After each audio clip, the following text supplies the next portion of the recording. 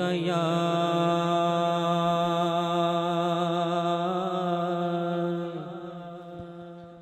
रसूल अल्लाह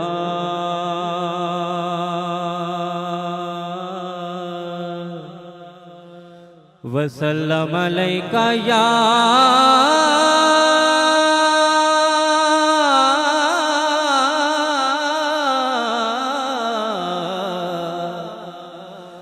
हबीब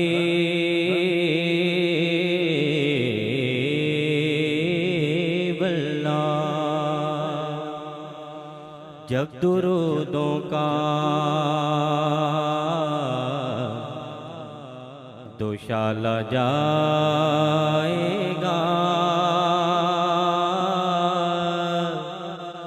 रोज़ाए अनवर पे डाला जाएगा।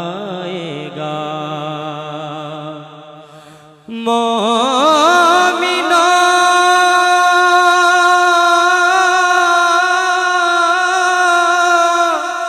पढ़ते रहो दुरूद और सलाम,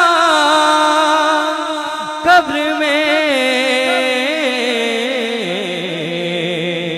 इसका उजाला जाएगा,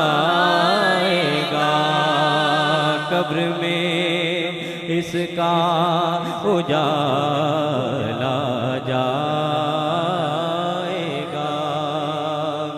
तो जो जो चाहता है कि बात मरने के हमारी लाहत में उजाला हो, मिलकर मोहब्बत से पड़ेगा सल्लल्लाहु अलैका या रसूल अल्लाह